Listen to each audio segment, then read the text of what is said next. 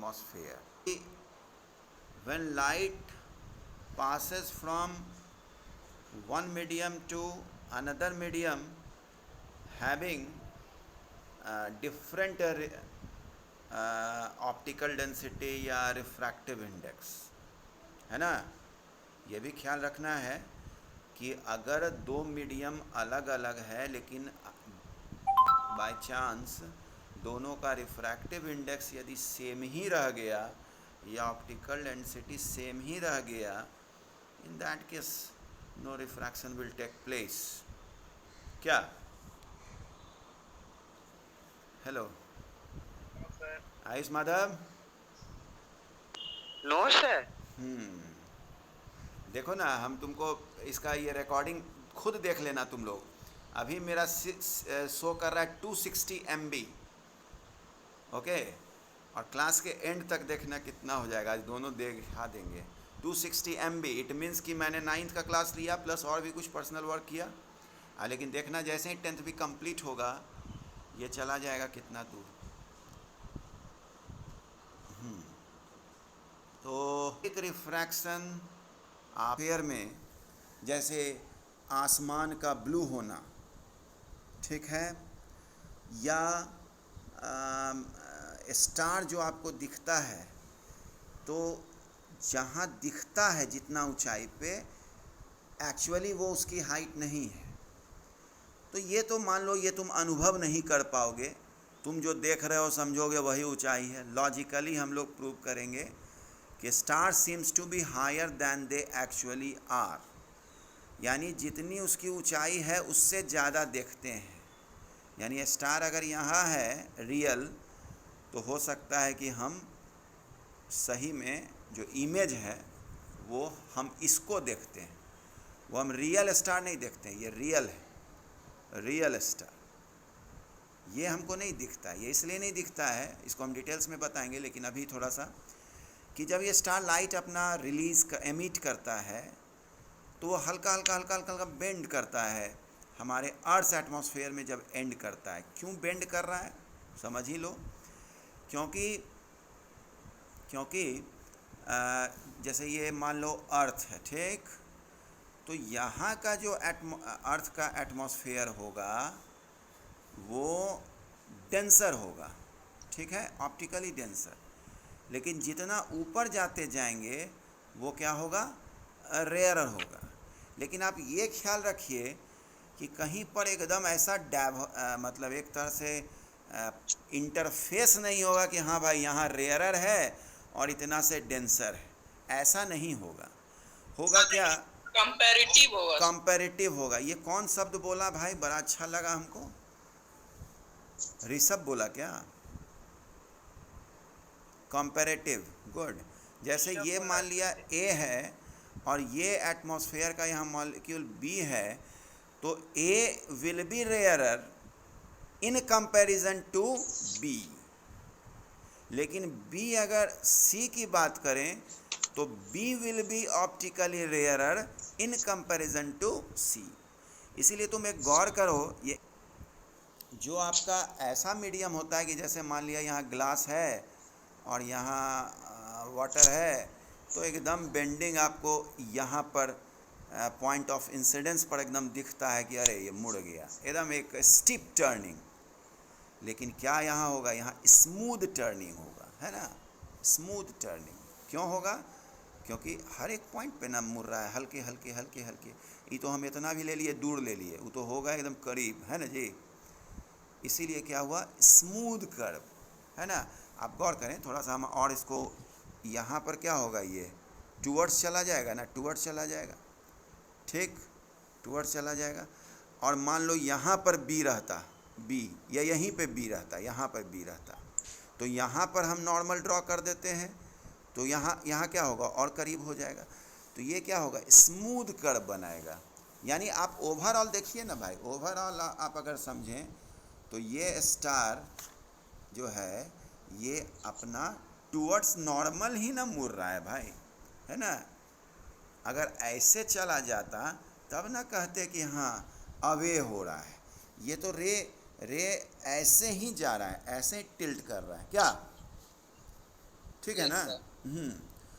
और मैं आपको ये बात बता चुका हूँ कि आपके आँख में जब रे पहुँचता है तो लाइट, ये जैसे आई, ये ऑब्जर्वर का आई है, ठीक है, तो ये नहीं होगा कि हमारे में ये शक्ति है कि हम एकदम समझ जाएं कि ये लाइट तिरछा होके मेरे पास आ रहा है, ऐसा कुछ नहीं है। वो लाइट जो ओरिजिनल लाइट है, अगर वो कर्व हुआ है तो हमारा आई उसके टेंजेंशियली, ठीक है, स्ट्रेट में समझता है कि वहाँ से रोशनी आ रहा है।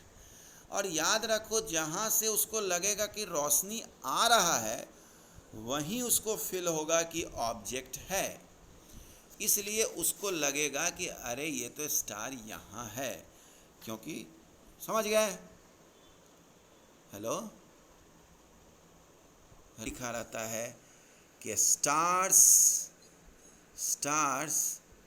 seems to be higher than they actually are. ना प्रैक्टिकल लेकिन नहीं है सर. ओहो, दिखता जो महसूस होता है वो हम बताते हैं। ये तो हुआ कि जो तुम डेली देख रहे हो उसमें लॉजिक दिया गया। एक और चीज़ हम लोग को फील नहीं होता है, वो ये नहीं होता है कि सनराइज में कहा जाता है कि 2 मिनट पहले से ही हम सन का इमेज देखते हैं और 2 मिनट सनसेट के बाद तक सन का इमेज देखते हैं। तो ये तमाम बातें, लेकिन ये हम लोग को फील नहीं होगा। फील कैसे होगा? जो सनराइज हुआ, माने अब इतना थोड़े वहाँ बैठ के समझने जा रहे हैं कि ओ तो अभी तो इमेज होगा, 5:32 वाला तो इमेज होगा, 5:34 वाला जो होगा वो एक्चुअल होगा। क्या ऐसा सोचते हो क्या आयुष माधव? नो. लेकिन जैसे जैसे टाइम बीतते जाता है, आफ्टरनून की तरफ जाता है, वो नून की तरफ, तो आप देखते हैं कि वो रेड से थोड़ा ऑरेंज की ओर होने लगता है, ऑरेंज से येलोइश हो जाता है ना, येलोइश में लाइट येलो, और धीरे धीरे वो पूरा वाइट हो जाता है। यहाँ हुआ कंपैरेटिव स्टडी, हुआ कि नहीं? यहाँ सवाल उठेगा कि सनराइज के टाइम में रेड क्यों और ये एट नून टाइम वाइट क्यों? ये कलरफुल वर्ल्ड है ना, रंगीन दुनिया है। और ये रंगीन दुनिया किसके कारण है? ये आसमान का ब्लू होना, सनराइज के समय रेड होना, सनसेट के समय सन का रेड होना, या रेनबो फॉर्मेशन, ये सब किसका देन है? किसका देन है? बोलो। लाइट. Atmospheric refraction. फिजिक्स. अरे वाह! फिजिक्स यहाँ नहीं बोलो, यहाँ फेनोमेनन की बात है। फेनोमेनन तो तुम्हारा कहलाएगा रिफ्रैक्शन ना। अब कल के date is natural phenomenon and logic is here. Rainbow formation, atmospheric refraction, ये मत लिख देना कि फिजिक्स। कौन बोला ये फिजिक्स? कि ये स्टार रियल था, उसका रे हमारे आँखों में ऐसे आ रहा है, लेकिन हम क्या देख रहे हैं? इसके tangentially above. Okay, this will be the apparent position of the star and this is what real position. ये लॉजिक उस पे है, एक नहीं पढ़ाए थे apparent depth और real depth? पढ़ाए थे ना? Yes, sir. हाँ बोलो। एडवांस सनराइज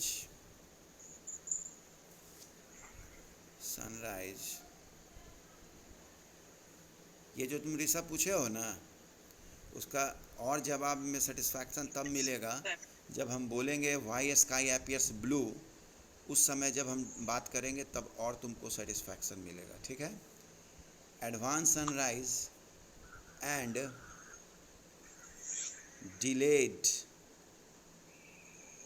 डिलेड सनसेट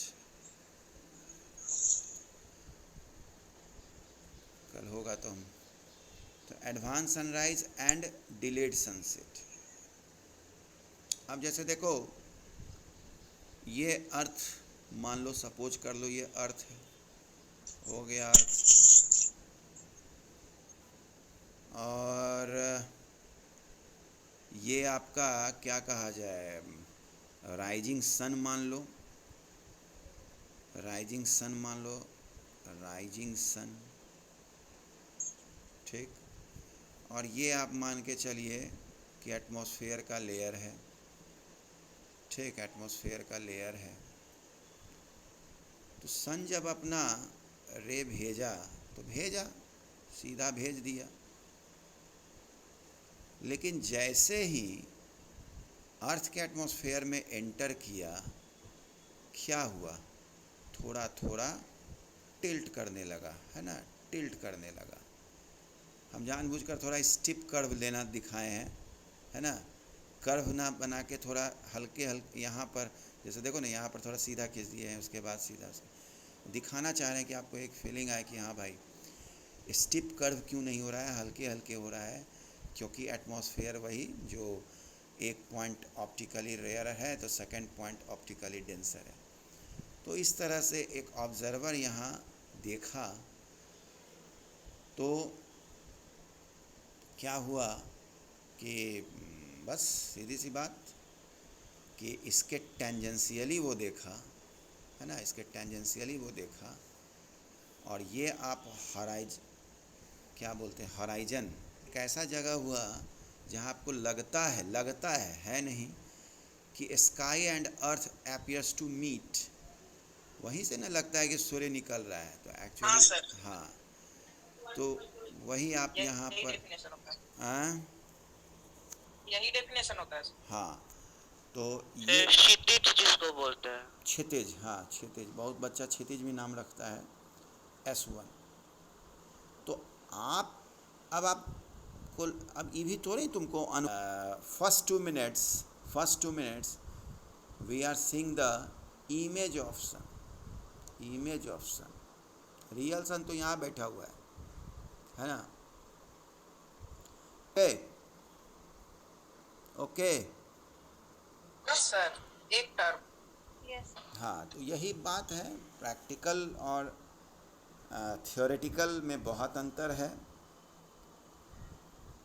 और वही सनसेट की बात करें तो सेटिंग सन की अगर बात करें तो फिर हम दिखाना चाहेंगे कि ये अर्थ है, ठीक, ये एटमॉस्फेयर है ना, this is atmosphere and this is earth, हो गया।